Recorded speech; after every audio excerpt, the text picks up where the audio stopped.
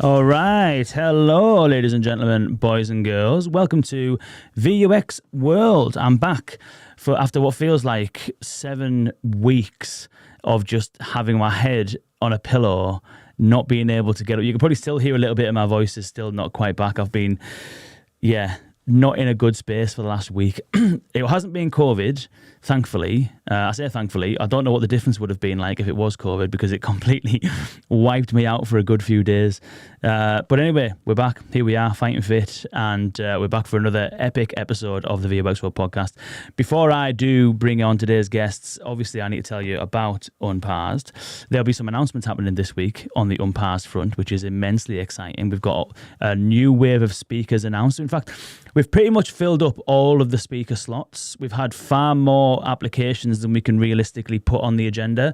We're trying to still reserve some spots because inevitably what's going to happen between now and then is there's going to be some really interesting talks that come up again. So we're trying not to absolutely fill absolutely everything right now. However, we have decided that because we've had so much epic content submitted, we are going to put another day of programming on that first day. So the day one was going to be workshops and hackathon. It's now going to be workshops, hackathon, and more content.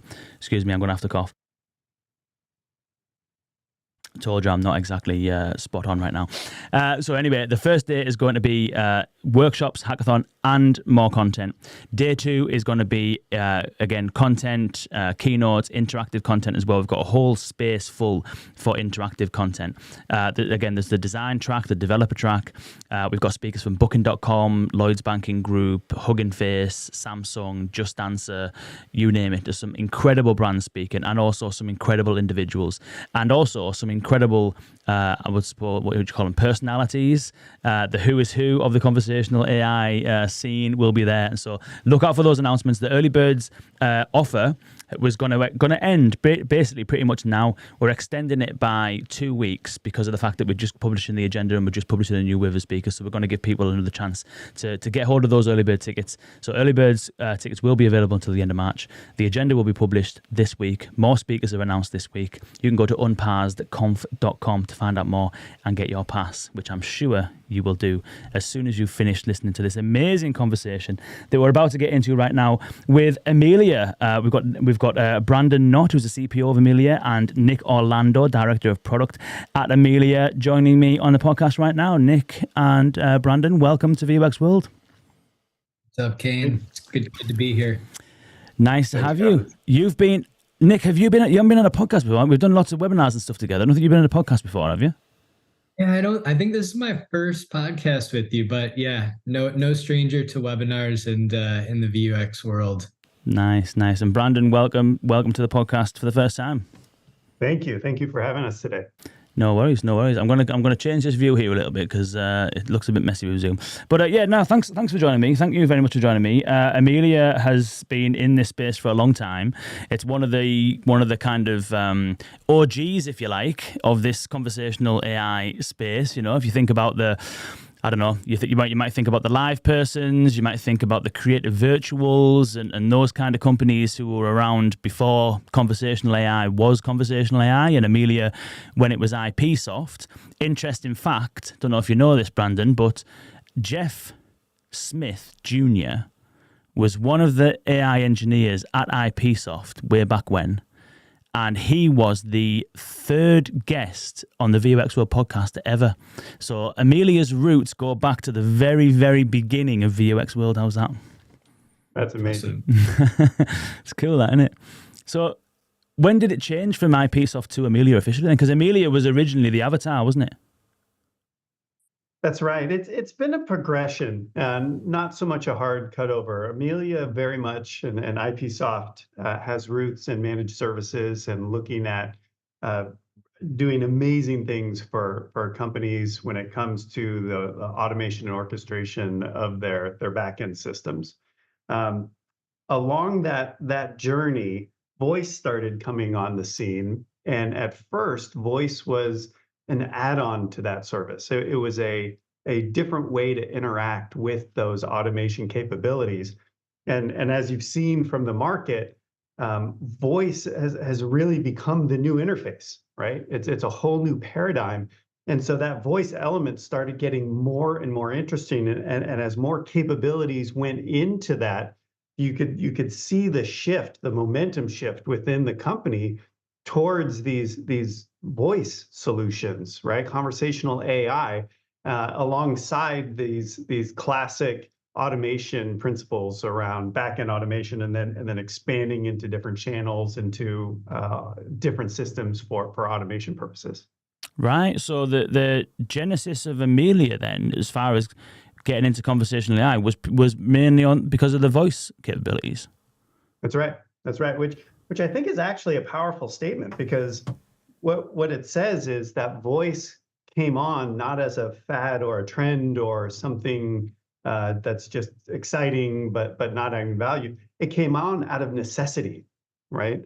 And then, as you know, we'll talk about generative AI has hit the scene in a real meaningful way, only somewhat recently. It's fueled a whole new thing of stages of a rocket, right? You have a whole new stage of boost that's happening to accelerate this industry. Interesting. I wasn't aware that Amelia not began, but kind of was a real early adopter of voice. I thought it was predominantly the kind of avatar alongside the web chat that was the sort of main kind of USP, I suppose, in like 2017 or so. So was it voice as in contact center voice? Was it voice as in, voice enabling devices and stuff like that? Because obviously Alexa was taken off and stuff like that around about 2016, 2017. Like, which was it, or was it both? Yeah, so underneath the channel, as we call it, right? Channels include Microsoft Teams, SMS chat, integrated chat into an interface, phone, voice, right? Underneath that is the engine, is the chat engine, and Amelia's brain, as we say. And the brain is really where the magic happens. That's where the IP is.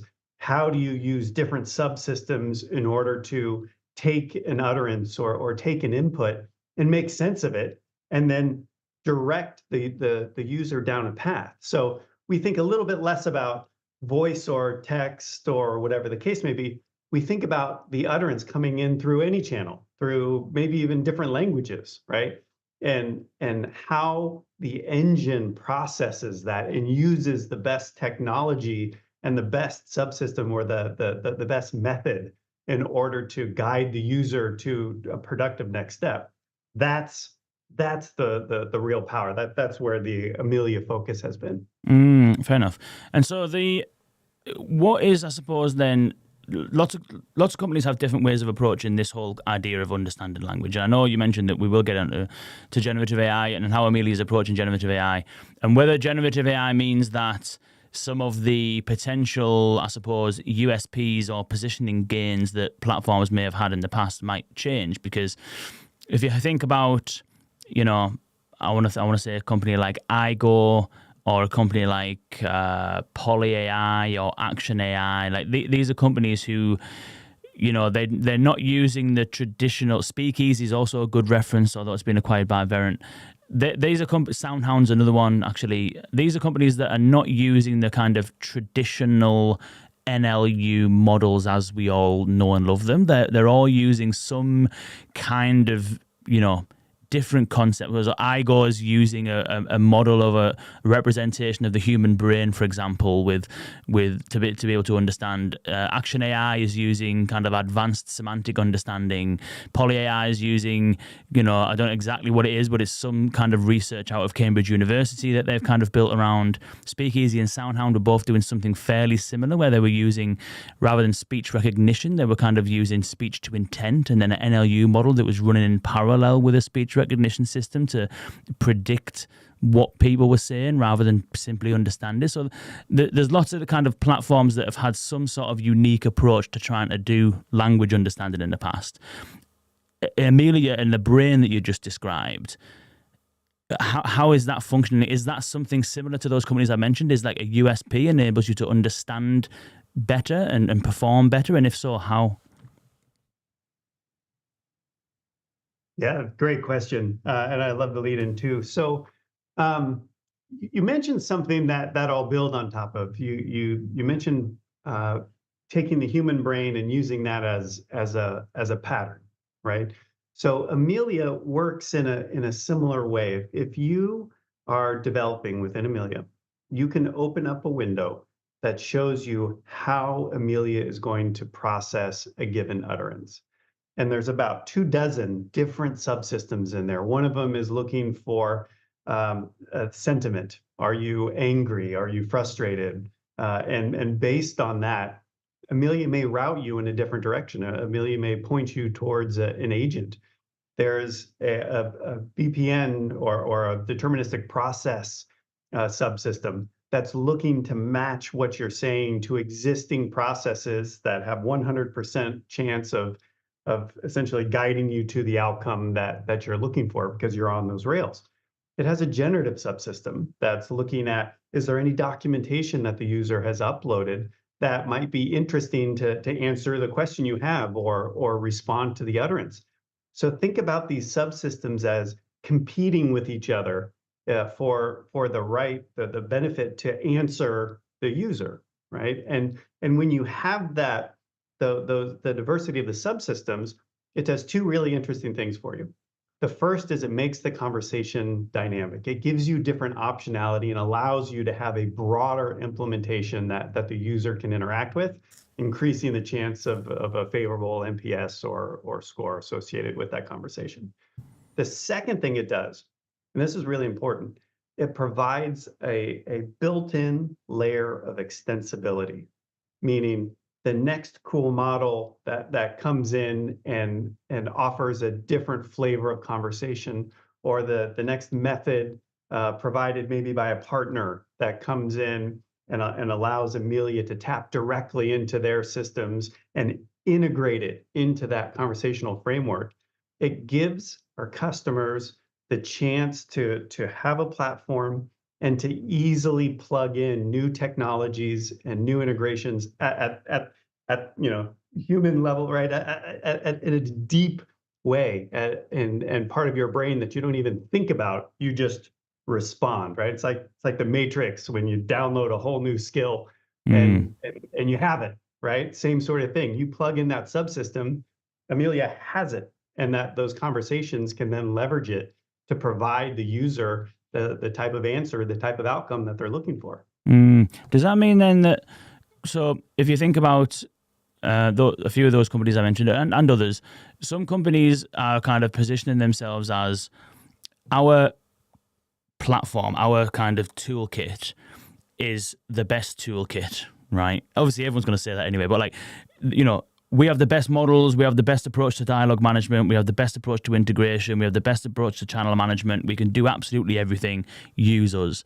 Whereas other companies are starting to move more towards that kind of, hey, our real value is the orchestration. We orchestrate together all of these different models, all of these different products, and so we don't care whether you've got your own model, Mr. or Mrs. Brand, or you've got your own sort of way of doing things. We are going to help you orchestrate your entire customer experience. Would you put yourself in the kind of former camp, which is we do things our way and it's absolutely really, really good? Or it sounds as though from your last answer that you're more leaning towards the latter, which is becoming more of an orchestration platform. Am I on the right lines or no? Yeah, and I'd love to get Nick's thoughts on this well, but my short answer is we think that this space is evolving so quickly. There are new foundation models coming out, weekly, it's daily for a little bit there. We're seeing the rise of small models, vertical specific models. I think anyone should be cautious right now to base a solution on a single model or a single method or methodology for having conversation. We think that customers are learning at an extremely rapid pace when it comes to generative AI and learning what works for them, what models are interesting to them. They're bringing requirements to us. And so we really want to take an agnostic approach when it comes to foundation models. And even, generative is not always the best way to do something. Sometimes a smaller model, an alternative model, even an older model by modern definition of age, right? May only be a few years old, might be more efficient, might be the better solution. So being able to partner where appropriate, develop our own solutions where appropriate, provide customers with the optionality, all within an existing framework, an existing platform. We feel strongly that's what's going to enable customers to have the best outcomes for themselves and their customers. Absolutely. Maybe it's a good time to bring you in, Nick, because I know you've been doing a lot of work and research with large language models and stuff like that. What I mentioned before in terms of, the kind of positioning of these AI technologies, lots of companies in the last sort of like decade or so, they've had to find ways of positioning themselves, find ways of standing out from the crowd and stuff like that. And, our way of doing it is a better way than X, Y, Z, and here's why. And it was a time when I remember must have been 2018, perhaps, maybe it's even 2019, where companies, I'm not saying Amelia specifically, but certainly your competitors, were competing on things like NLU accuracy. Our NLU is a better NLU than any other NLU, and so use our NLU kind of thing. Whereas now with generative AI, kind of everyone has access to the same models. Everyone has access to the same research that's happening.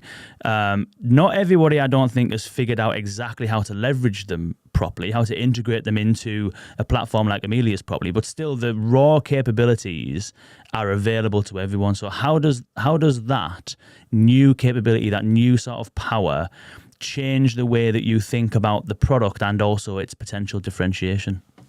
Yeah, absolutely. That's a great question. And I think that brings up, there's two things that come to mind initially when you say that. One is kind of like, what is generative AI's role in the stack, right? And number two is, what is the market generally doing? Very quickly on what the market is doing, I think you see a lot of people chasing the shiny object. And this has been fairly common in this space for a long time. But a lot of people chase the shiny object. What is the newest, shiniest thing that everybody's talking about in the news, everybody's talking about in the media, and how can I incorporate that into my system, into my platform? How can I offer that with its perceived value, even if that value isn't real?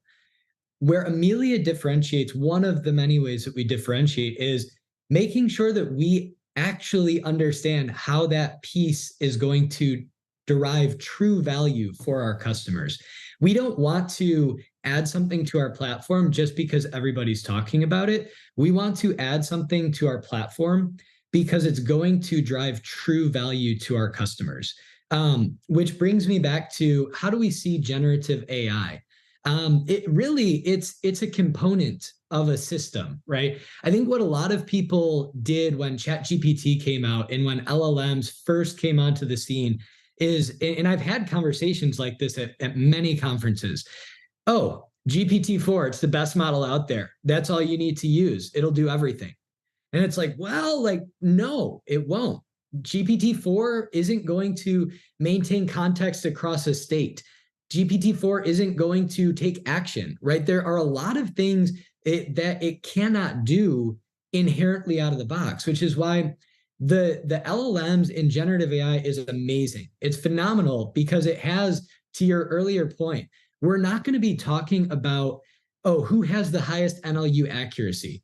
If you can use an LLM for intent recognition and you're getting consistently in the high 90s of intent recognition, you don't need to train a black box, by LSTM anymore.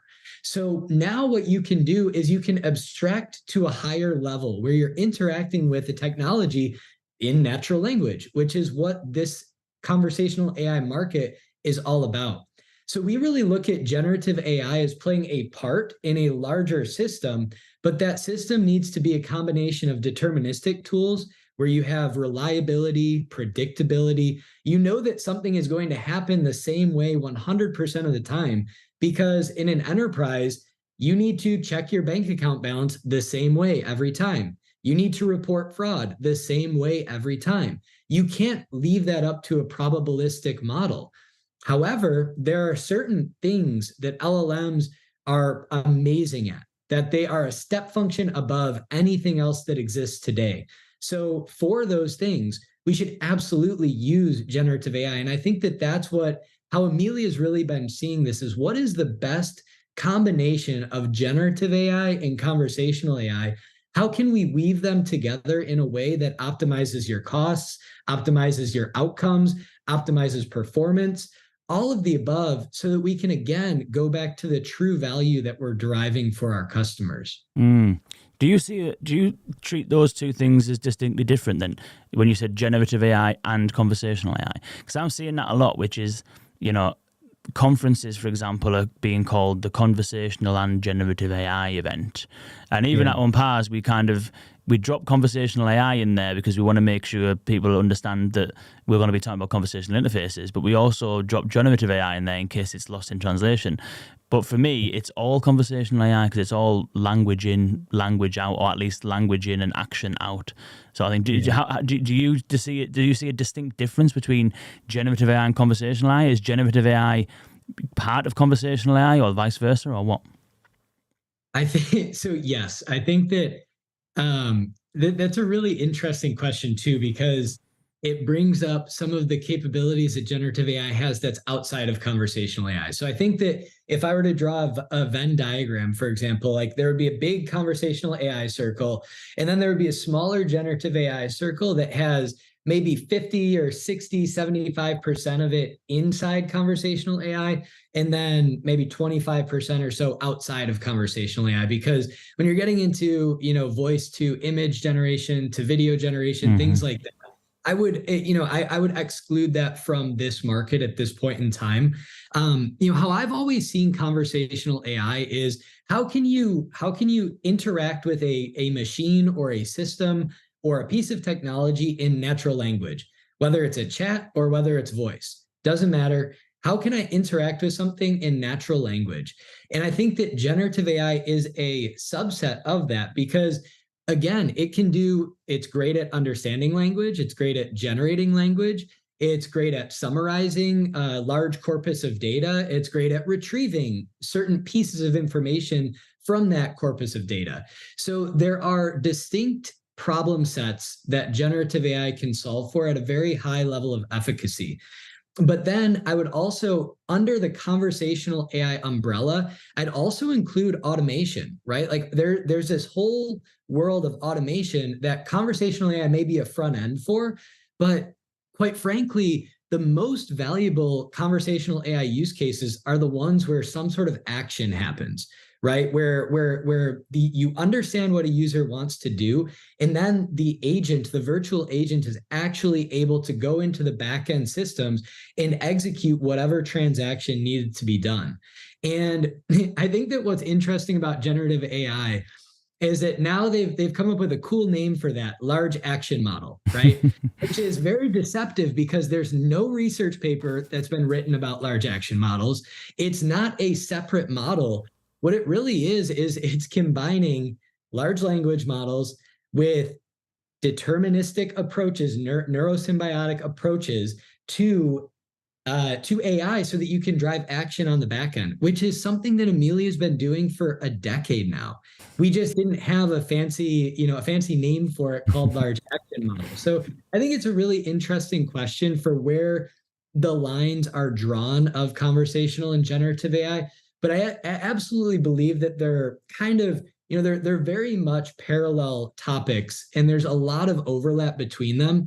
But I'm cautious to just go with generative or just go with conversational, because you want to make sure that you're not misrepresenting yourself or doing a disservice to yourself as well. Yeah, 100%. And you're struck it on the head, which is that some things like checking a bank balance need to be the same every time. There's no reason why that needs to change, and this is very similar for many business processes. When you get down to like the action oriented abilities of assistants or agents or whatever you want to call them, you have to have the balance of the two things, which is the knowing and doing, isn't it? They have to know stuff, which is, I think, a lot of where the attention is being placed on generative AI recently, with RAG and stuff like that. Like, that gives chatbots the ability to know stuff and understand the breadth of conversation, which, the traditional NLU models were not great at doing.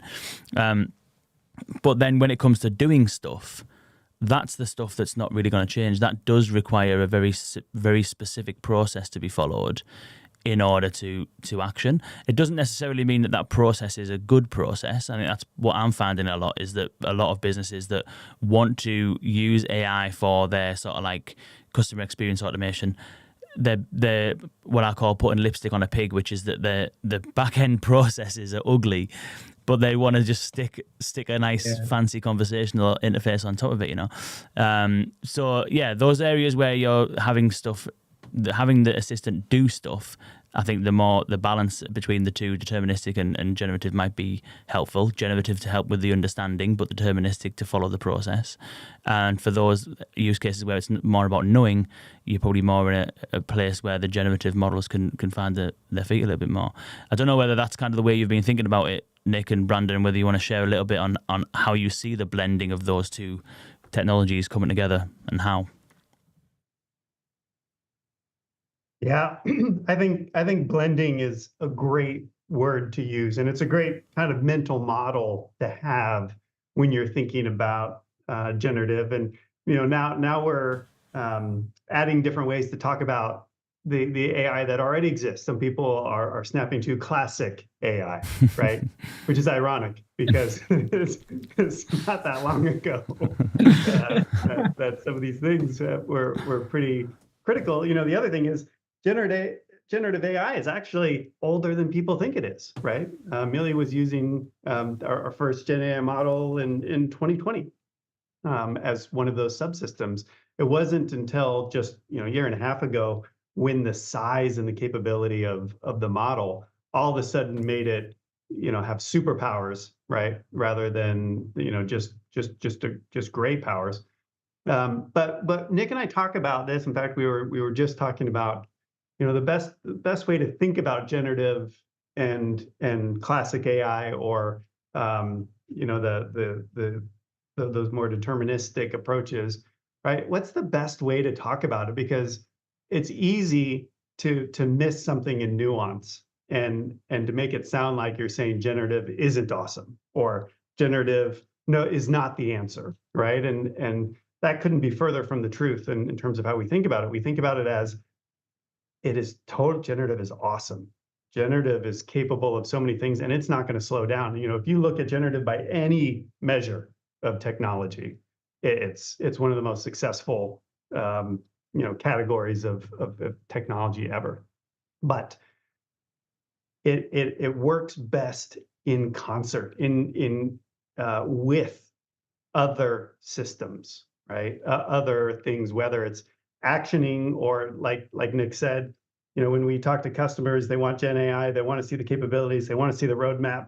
We start to implement, we say, what's your first use case? And 9 times out of 10, the first use case is something that has to go right every single time because there's regulatory pressure or compliance issues or financial risk associated with it, right? So that it becomes really critical then to find the right scope of generative AI capability in the context of a use case, in the context of a scenario.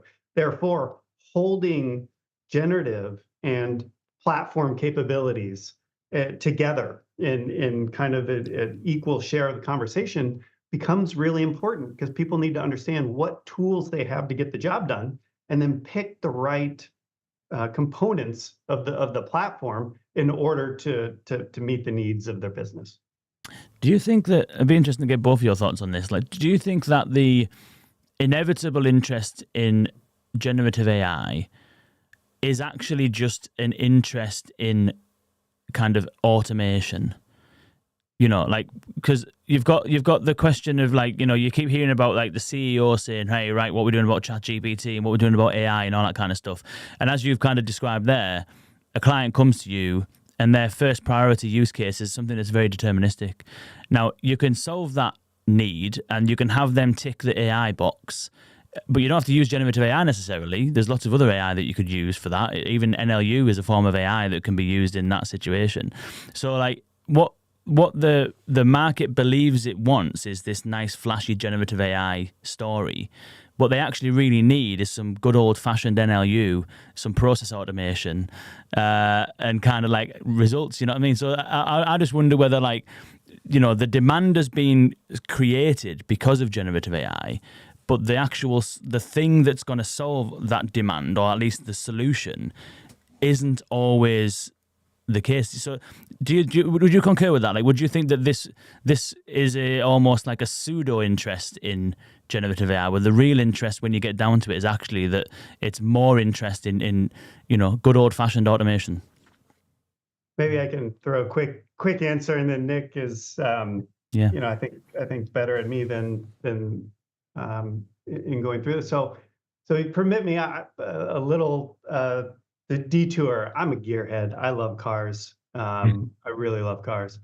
And if you look at carbon fiber got introduced and people went nuts, right?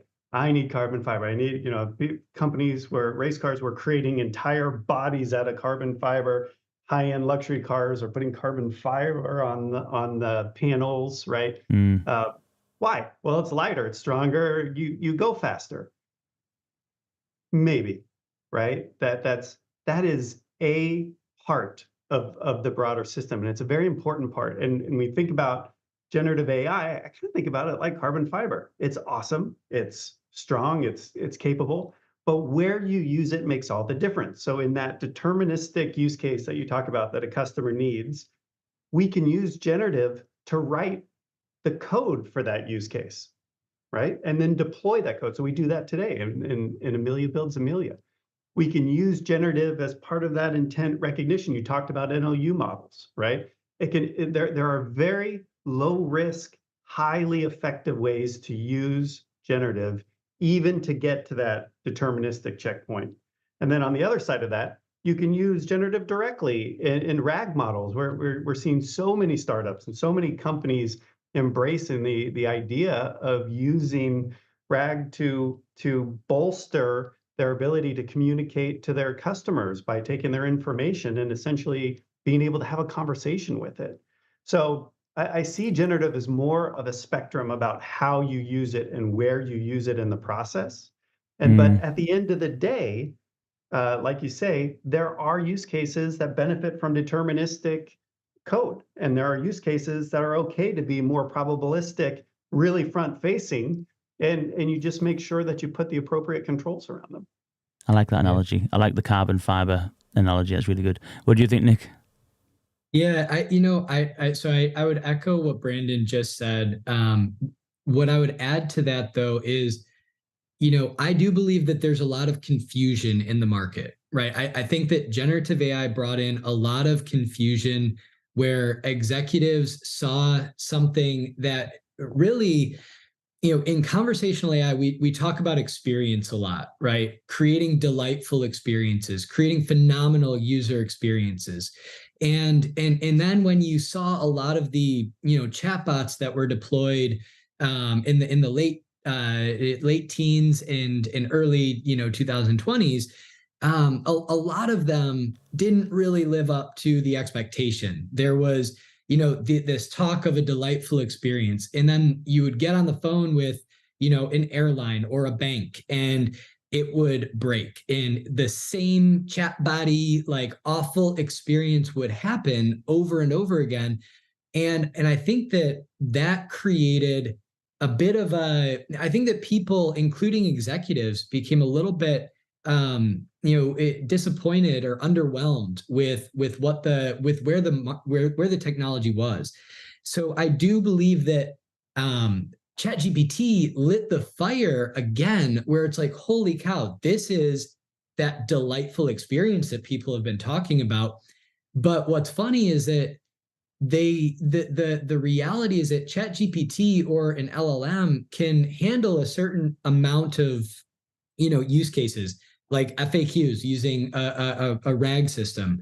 But to get to your true value, you really want to be able to drive automation of transactional use cases. So you need to have something that is really more classical, but you kind of want to have a shiny, I don't even want to call it shiny because that's a negative word in some ways, but you want to have a really delightful experience around how you interact with that automation process. So I absolutely think that that executives are really looking for automation, but also something that works when it talks to your users. And one way that I think about this, right, is if I'm going to a concert, right, and I'm going to a concert. Generally speaking, most concerts that you go to are completely scripted. You know what's going to happen end to end. You could attribute this to kind of a deterministic process.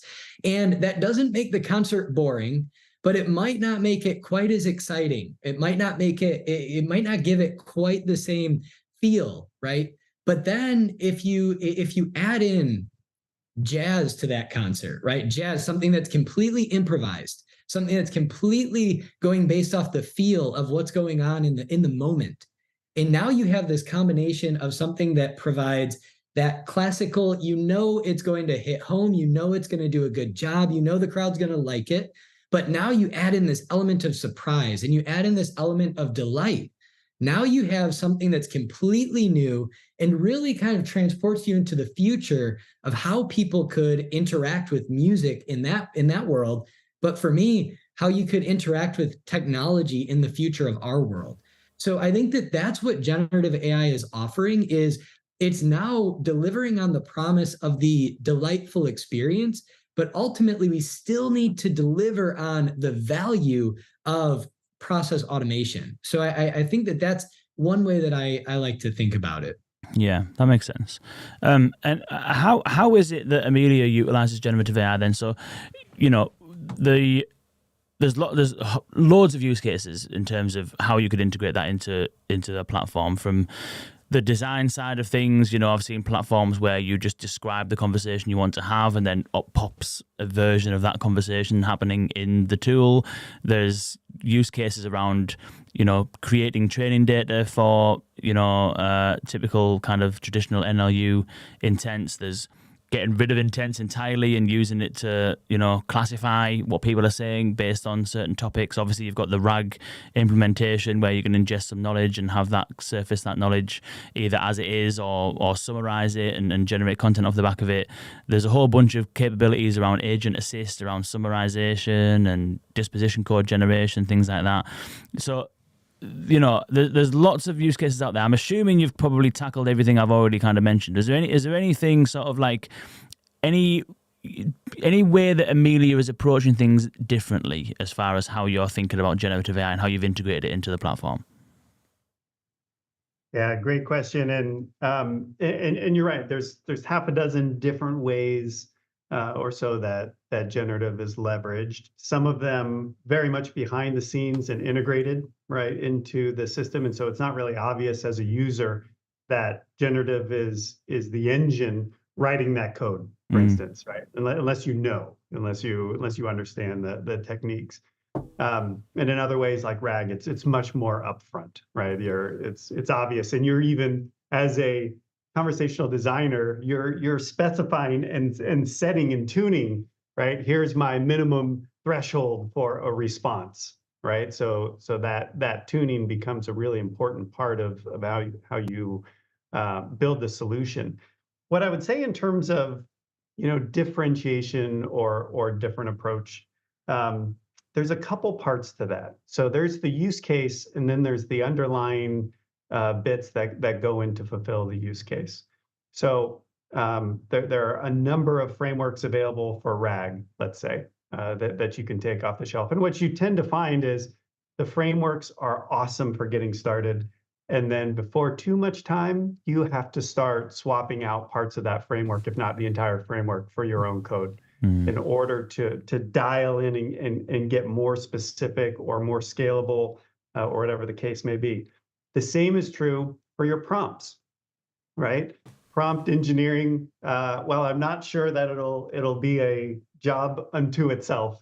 It's 100% a thing, right? You must be a a good prompt engineer. You must know how to write prompts well in order to get the most out of a model. How you do that behind the scenes and what you expose to the user to allow a user to actually do some customization there is really critical.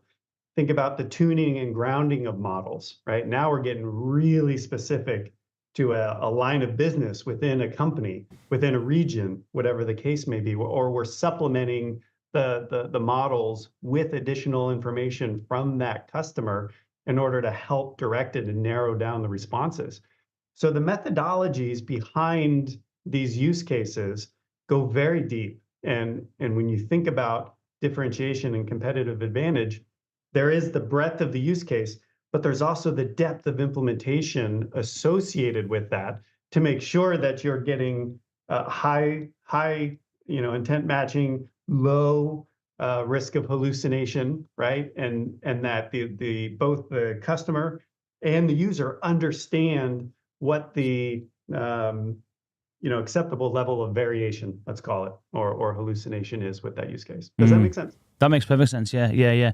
And earlier on, you mentioned that customers kind of bring you use cases, if you like, and you mentioned that there's the kind of idea of starting where things are a little bit less risky, easier to manage, things like that. Maybe we can start there, and if you could give us some examples of some things that maybe customers or potential prospects have kind of brought to you, which is how can we leverage generative AI in a low risk environment. And then after that, I want to get into some of the high risk stuff because I think that could be an exciting conversation to have. But firstly, let's go what are some of the examples where clients have come to you and said, we want to get started with generative AI. We don't have a huge risk appetite. What can we do? Yeah, great question. I think the most common starting point right now are two things. One, summarizing information. And this happens a lot on agent calls or taking a look at transcripts and summarizing them for another purpose. Pretty low risk because it's an internal employee that's going to be the beneficiary of that output, right? And they can apply their human filter on top of it. So anytime you're using generative, which is then going to go to a human to make a judgment or to act on, you inherently have a safety net built, right? And then we kind of shift up a little bit to a RAG model where an employee for a horizontal use case like HR or IT service desk, right? I can ask my company chatbot, what's my vacation policy? And it's gonna look at the whole corpus of company information and provide back to me that answer, even if it's different for me than it is for Nick, because maybe we live in different countries and there's different policies associated with that, right? The RAG model is capable of understanding that differentiation. Where it starts let's also say using generative to write code, awesome. Again, a human's going to look at that, or even if somehow they weren't, you're still going to have checks and balances in your DevOps process and things like that are going to have gates along the way.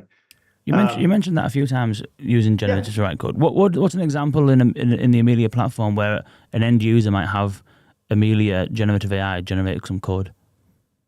So great question. So one of the features we have is to simply be able to ask Amelia directly. Amelia, as a call center agent, I want to be able to troubleshoot a given use case that's coming in. Write me the code to do that, and Amelia will build out that flow using generative, and then as a developer, I get to go in and customize that to my process. All right. So I would tell Amelia what it is I'm trying to accomplish. That's right. Amelia will take that prompt, and then behind the scenes, the Amelia platform will generate the code in its own platform to provide you a solution. Is that my understanding? That correct? Yeah. Exactly. Okay. And then I'll go in and tweak it, and then it can be deployed. Yeah. Right. To take a look at a slightly different iteration of that. Maybe I already know my process. Maybe I already have it very well documented. and I actually want to upload my process documentation. Amelia can also go through that and through generative build out the solution. Nice. So very low risk because I have got that human and those process stage gates afterwards in order to deploy. And once it's deployed, it runs the same way every single time. You get the benefit of that deterministic model or approach, right? Mm-hmm. On the other side, you've got the whole RAG approach, which is a very common way for companies to be getting into conversational AI right now. I'm sorry, generative AI. That's a low-hanging fruit approach. The important thing there is simply to manage the risk of hallucination, to have the appropriate checks and balances, both in the process about how the solution gives an answer, and at the end, making sure that there's an appropriate expectation set with the recipient of that information on how to use that information, how legally binding it is or isn't, right? So a little bit more thought needs to go in when you don't have a human arbiter kind of at the end there. You have to build that intelligence into the process. And if the prompt is too vague, go back again and ask a clarifying question, right? Instead of just trying to generate an answer as best as the model can. And maybe we'll throw this one to you, Nick, and then also, Brandon, it'll be interesting to get your thoughts on this one. Is rather than thinking about the place where companies start from, what do you think are the most riskiest applications of either conversational or generative AI? What are the most risky areas to deploy it in? What are the risks, and is it advisable to do so? Is there a way of mitigating those risks sufficiently so that you would actually advise clients to consider those kind of use cases?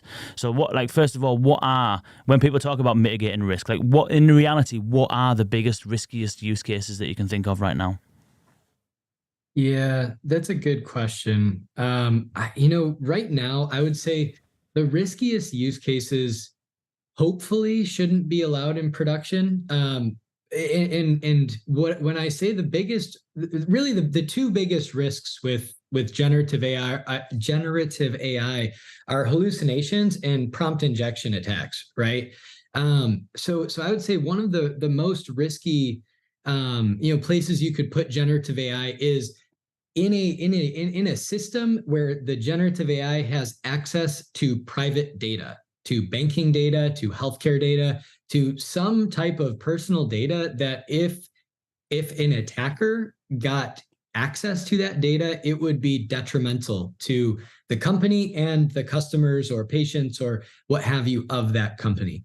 I think the other thing from a hallucination perspective, right, is if you have some sort of response from a generative agent that creates a bad headline, right? And what I mean by that is if I ask it something, or or if I'm just trying to get the AI to say something inappropriate in any way, shape, or form, that's a big risk, because if you're the company who has the headline, such and such AI agent says, insults this person, says this, provocative thing, says this, whatever it may be, right? This bigoted or racist or whatever that is, that's a horrible direction for a company to take, and that's really just something that we don't want to see in this space, because it's going to make people lose trust in these systems.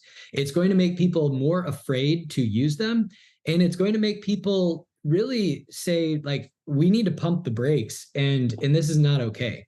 I think that this is why Amelia takes the approach that we do, because one thing that's very core to us is deploying AI in a responsible fashion, right? So we would never, hopefully some of those use cases never pass through a compliance department. However, we would never approach something like that, because what we would do is essentially, as Brandon mentioned earlier, if it's something that is connected to customer facing data, we're going to have a deterministic flow that is not in any way, shape, or form able to interact with the LLM outside of being able to maybe say, okay, the LLM is used for intent recognition to invoke that flow. And then on the way back, we have some piece of information with any PII obfuscated. And then we could say, hey, make this more empathetic to this type of user based on their last response. And then you could have an empathetic response with a payload that's private that the LLM never sees, right? So there are ways to mitigate the risk, but essentially our approach is how can we deploy this in a responsible way that builds trust? Because ultimately we want to be the trusted advisor and the trusted partner that's going to make sure that the risk in production is zero, right? Or as close to zero as possible. So those are, just kind of a couple of the ways that I see this being deployed in a risky or irresponsible way. And hopefully, we avoid most of that, because I think that would be just bad for the industry as a whole. Anything to add to that, Brandon? I think that's a really good summary. And when we think about risk, right, it sometimes it is just as simple as, does this process need to be done the same way every single time, or not, right? And for whatever reason, I was thinking about, we just got back from vacation with my family, right? And we had 4 plane rides that we took, 2 out and 2 back. And one of them, the landing was a little rough. There was a lot of wind. And there's a lot of AI and there's a lot of stuff that goes into landing a plane, right?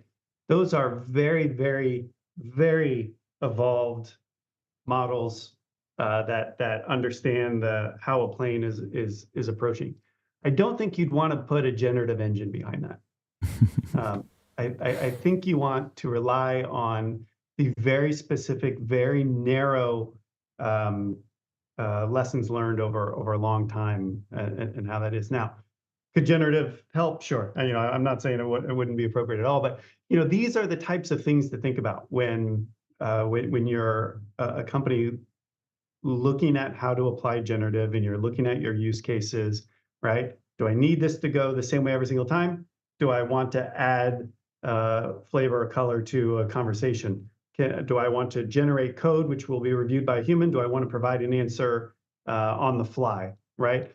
And as you look at these for the use case that you're trying to solve for, I think it becomes pretty apparent pretty quickly which methods you want to use in order to fulfill. And I mentioned earlier Amelia's brain, right? Those 26 different subsystems or so, all competing for the right to answer, right? Not only can you isolate those use cases, but you can also put them next to other use cases, and you can rely on that arbitration engine to guide the user, even to use the right methodology or the right method to provide that response. So it sounds like I'm hearing then that Amelia's general position is, when it comes to generative AI, don't put your generative AI models directly in touch with any APIs that could surface any kind of customer or business sensitive data. Anytime that generative AI is going to be creating any code of any description, anything that's going to build a live running application, have a human in front of that so that it's not kind of doing things on its own. You've got somebody there who can step in and quality assure it and things like that. Am I understanding those two things correctly or not? Yeah, I would love to draw such a fine line, but in the words of my college law professor, right? It depends. And there are scenarios in which you can front very sensitive data with generative AI, but it depends on the audience and it depends on their expectation and understanding of what they're going to be getting, right? And so I think what I took away from Nick's comments was there are these very generally accepted approaches, right? If you're going to do this, be cautious because here are the potential risks. And I heard Nick say you got to mitigate those risks, right? What are you putting in place? And then on the other side, you've got a different flavor. Maybe that's more deterministic, and you're using Gen AI at the onset. you've mitigated it by having GenAI writing the code and a human reviewing it. So I think what I hear from Nick is be aware, understand what the innate strengths and weaknesses of generative models are, large language models are, and then ensure that you have the right controls around that in order to include that into your solution. And where do you think it's going in the future? I listened to there was a recent Joe Rogan podcast with Ray Kurzweil on it. I don't know if you saw that. So ex-Google AI professor, very smart guy. The whole conversation itself, for those of you who've listened to it, is a very muddy conversation that didn't go anywhere quick, to be honest. It was like it was just a very muddy conversation. But anyway, Ray Kurzweil showed this chart basically, which demonstrated exponential growth in computing speed, and it showed that since something like 1970 or 1950 or so, there's been something like a 3 million times increase in computing power, something crazy like that. And so the kind of point being is that, from a generative AI standpoint, I know, Brandon, you were saying there that Amelia has been using generative AI since like 2020. So those models have existed for quite a while. I had a lot of companies on the podcast in 2020, 2021 discussing it and what they were calling at the time transformer models, like Got AI and all that kind of stuff. But then you think about it and you think, right, well, we are kind of still very early in that, in the concept of computing, when we had the dawn of AI in the 50s, and all of a sudden in the last 5 years, we've got this like super powerful technology, or at least potentially powerful technology, that is, again, in a matter of speaking, it's kind of in its early days, isn't it? It's in its infancy. The models are only going to get bigger, more data to train the models, or if not getting bigger, they're going to get more finely tuned. And so the kind of conversation about where do these things go is an interesting conversation to have, because whether you subscribe to the sort of like doomsday scenario, which is that the robots are going to take over, or the more kind of like Nirvana scenario, which is that they're going to offload a load of kind of stuff that we don't like doing and then create capacity for us to do things that we can't even imagine today. Well, it depends where you're sitting, but like from an enterprise perspective, all your customers are enterprises. They're all thinking of ways in which they can do things better, make things more efficient, not necessarily for the sake of getting rid of their people. I don't think any company on the planet wants to be 5 people sitting in an office on their own, even if it was a very wealthy, very attractive kind of business. You want to have people around you, and the whole point of businesses, or at least part of the point of businesses, is to provide employment and stuff like that. And so I don't think you can necessarily see where it's going. We can't necessarily see what the jobs are going to be as the future kind of unfolds. I don't think there's any stopping businesses from investing in this technology, because today they all have problems that can be solved by this technology, like too many customers to serve, can't recruit enough people in enough time, bad customer experiences generally across a lot of their channels. But if you think about the fact that we're in the really, really early days, where does this kind of go in the next 10, 15 years? Like, what does the organization of 2035 look like, Brandon and Nick? Maybe we'll start with you, Brandon. We'll go with you after that, Nick. 2035. That is a bold year It's choice. far enough out, but it's not so far out that it's kind of like, who knows, Fast forward, think about 10 years ago compared to 10 years from now. Like, what will the enterprise of 2035 look like? That's right. So first off, great setup. I think we are in a very interesting time where we're not necessarily seeing, or there's questions around, does generative follow Moore's law in terms of that exponential power increase? And CPUs certainly have a lot more time of development behind them than GPUs do. So it'll be interesting to see from a processing horsepower standpoint where we go. But I think there's a couple things that are guaranteed. One, processing power will get better. Two, models, like you say, will get bigger and smaller, more verticalized. There'll be more intelligence built into them in terms of tunability or rails that they ride to avoid certain topics, right? Just embedded into the models.